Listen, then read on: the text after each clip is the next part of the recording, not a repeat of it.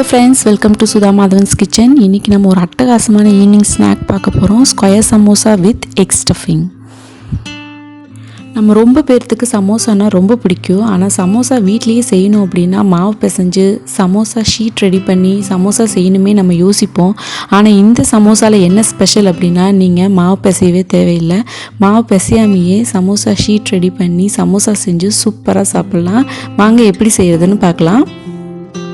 அதுக்கு தேவையான ingredients 1 cup மைதா மாவு, நீங்கள் கோதுமை மாவு கூட எடுத்துக்கலாம்.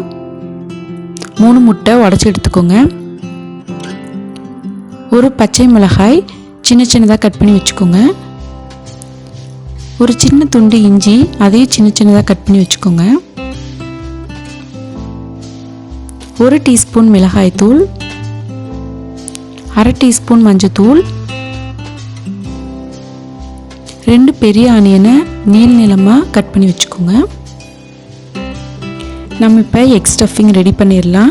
அதுக்கு ஒரு பேன் எடுத்துக்கோங்க. பேன் நல்லா சூடானதும் 2 டேபிள் ஸ்பூன் ஆயில் ஆட் பண்ணிக்கோங்க.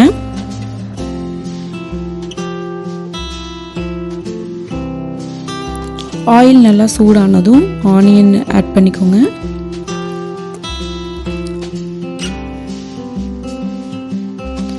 ஆனியன் நல்லா ஃப்ரை ஆனதும் நம்ம இஞ்சி ஆட் பண்ணிக்கலாம்.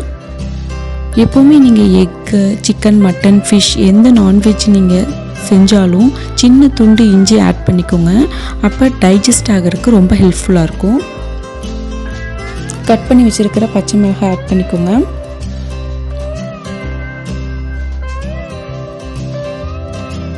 மஞ்சத்தூள் ஆட் பண்ணிக்கோங்க.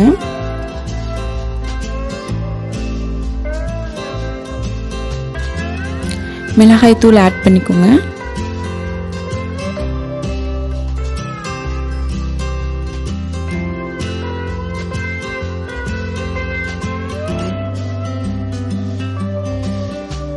தேவையான உப்பு ஆட் பண்ணிக்கோங்க. நம்ம எடுத்து வச்சிருக்கிற முட்டை ஆட் பண்ணிக்கோங்க.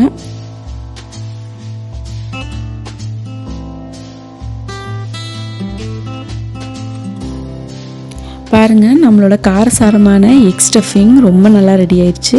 அடுத்தது மாவு பிசையாமல் எப்படி சமோசா ஷீட் ரெடி பண்ணுறதுன்னு பார்க்கலாம். ஒரு மிக்சிங் பவுல் எடுத்துக்கோங்க. அதில் மைதா மாவை ஆட் பண்ணிக்கோங்க. 1 கிளாஸ் வாட்டர் ஆட் பண்ணிக்கோங்க. தேவையான சால்ட் ஆட் பண்ணிக்கோங்க. நல்லா மிக்ஸ் பண்ணி விடுங்க. இதுக்கு நம்ம மாவு பிசைய தேவையில்லை. இந்த மாதிரி கன்சிஸ்டன்சியில் நீங்கள் மாவை நல்லா மிக்ஸ் பண்ணி வச்சா போதும். இந்த மாதிரி நீங்கள் ஒரு பேன் எடுத்துக்கோங்க. உங்கள்கிட்ட தோசை பேன் தான் இருக்குது அப்படின்னா நீங்கள் அதையும் யூஸ் பண்ணிக்கலாம். பேன் நல்லா சூடானதும் நீங்கள் கீயோ இல்லை ஆயிலோ எடுத்து இந்த மாதிரி நல்லா தடவி விட்டுக்கோங்க. அதுக்கப்புறமா நம்ம கரைச்சி வச்சுருக்கிற மைதா மாவை ஒரு கரண்டி எடுத்து ஊற்றிக்கோங்க. இது தோசை மாதிரி நம்ம தேய்ச்சி விடக்கூடாது. ஆப்பம் செய்வோம் இல்லையா, அதில் எப்படி நம்ம சுற்றி விடுவோம் அந்த மாதிரி லைட்டாக நீங்கள் சுற்றி விடணும்.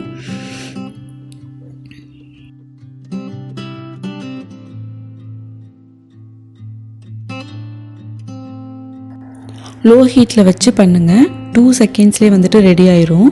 பாருங்கள், இந்த மாதிரி நம்ம தூக்கி பார்த்தோம் அப்படின்னா நல்லா டிரான்ஸ்பரண்ட்டாக இருக்கணும்.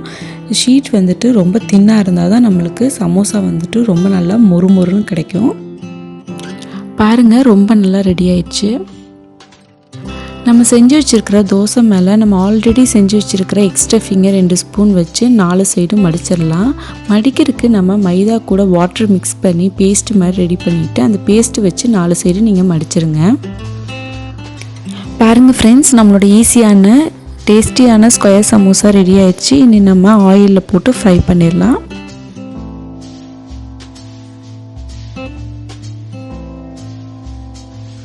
ஒரு பேன் எடுத்துக்கோங்க. பேன் நல்லா ஹீட் ஆனதும் உங்களுக்கு தேவையான ஆயில் ஆட் பண்ணிக்கோங்க. ஆயில் நல்லா ஹீட் ஆனதுக்கப்புறமா சமோசா வந்துட்டு ஆட் பண்ணுங்கள்.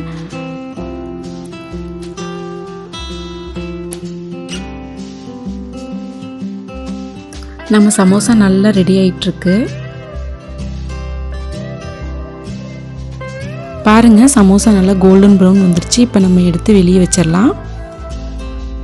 பாருங்கள், மாவு பிசையாமல் ரொம்ப ஈஸியாக ரொம்ப டேஸ்டியான நம்ம square samosa with egg stuffing ரொம்ப நல்லா ரெடி ஆயிடுச்சு.